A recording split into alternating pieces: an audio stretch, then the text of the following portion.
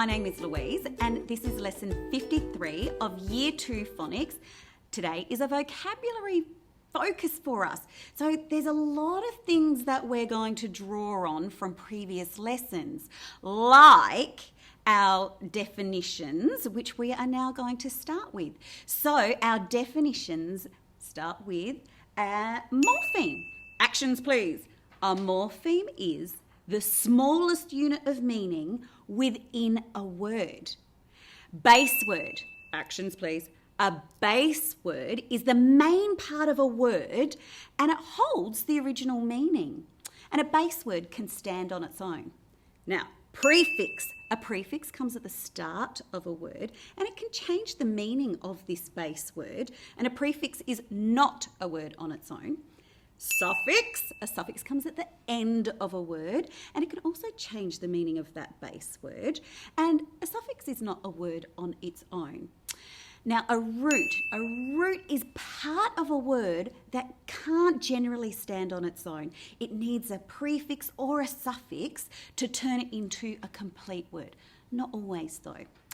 Okay, there are our definitions. Our learning intention today is that we are going to read and write words that have that A phoneme in them, with lots of those spelling choices that we've learned in the 2 previous lessons.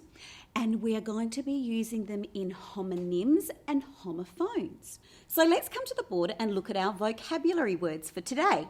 So we have up here, you will see on your screen, the word great. This is a picture of the Great Wall of China. Great here is an adjective, it's describing something. This great means above average in size, amount, or degree. Now let's look at this spelling of the word great. G-R-A-T-E, split vowel. In the Great Wall of China, we had E-A spelling of the phoneme A. This means that this Great Wall of China, and this great, as in grate the carrot or the cheese or the zucchini, they sound the same, but they are spelled differently and they have different meanings. We are going to add on to our understanding of the word great, because now you can see on your slide, great means, it's an action, it's a verb, to break into smaller pieces by rubbing on something roughly. That's your grated zucchini, grated parmesan. But also, can you see this picture here? If something grates on your nerves, that means it's an unpleasant sound and it's made by objects rubbing against each other. So sometimes if it grates on you, it's an uncomfortable feeling. So this person has got his hands over his ears, he's hearing something that's unpleasant and it's grating on his nerves. So that's 3 different meanings of one word that sounds the same. Great, great, and great. Do you remember the first word we looked at? Great, E-A spelling. Great Wall of China. Then we had great with our split vowel spelling, which means to rub something against something rough and break it down into small pieces. And then if something's grating against your nerves, it's an unpleasant. So that's 3 different meanings for a word that sounds the same. Now, do you remember that difference between homophones and homonyms? Homonyms is when the word sounds the same and the spelling is the same, but the meanings are different. Homophones mean it sounds the same, great and great, but the spellings are different and the meanings are different. Excellent. Let's come to our second one now. I'm going to reset the board. Okay, let's have a look at the word steak. Now, steak has multiple meanings and multiple spellings. So once again, we're looking at a word that can be a homophone or a homonym. Let's look at the first meaning of the word steak. So steak means a cut of meat. It might be something that you enjoy eating. Steak.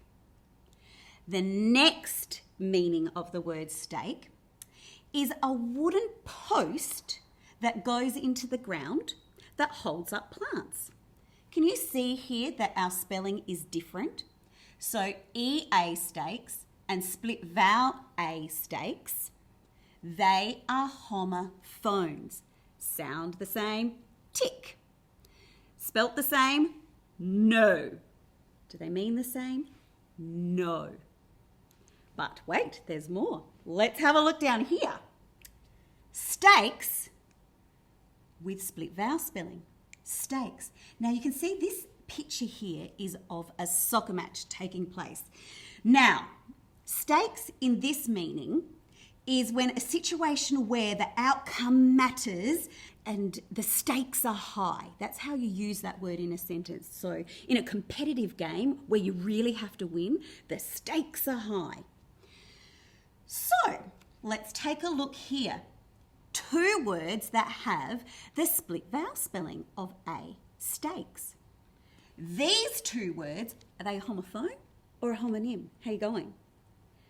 Let's check. Do they sound the same? Yes. Are they spelt the same? Yes, they are. Do they mean the same thing? No, they don't. These are homonyms. Terrific. Let's do a little bit of a learning activity so we can land that learning, because homonyms and homophones, that's a tricky thing to really learn. So let's do it with a little bit of a picture placement. So here, I'm holding up a picture now, and this says to hold up plants. So what was that word? Stakes. Stakes in the ground. Okay. So I'm going to put that over here in the meaning, stakes. Okay, here's another picture. And this is the picture of when the stakes are high in the game. It's an important game to win. So when the stakes are high, that is also spelt with the split vowel. So let's come across to the meaning. I have two meanings over here.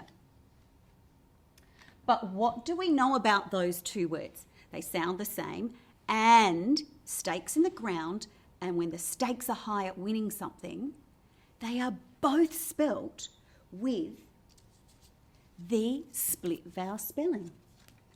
So I'm popping them in the homonyms. Oops, not upside down, Miss Jane. Over here, stakes. Homonyms, spelling, tick the same. Pronunciation, stakes, stakes. The same.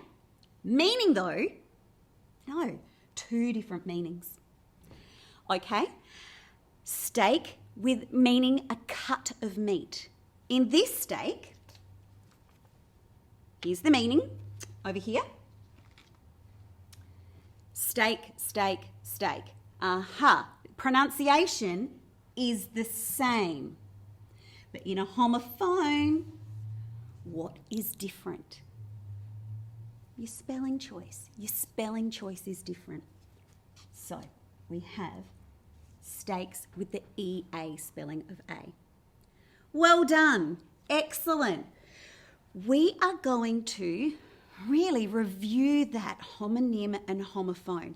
So our learning intention was to use lots of words that have the A phoneme in them and work out whether they were homonyms or homophones today.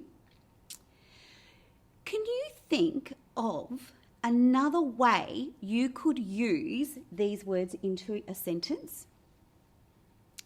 Pause the video and think about a way you could use those words in a different sentence.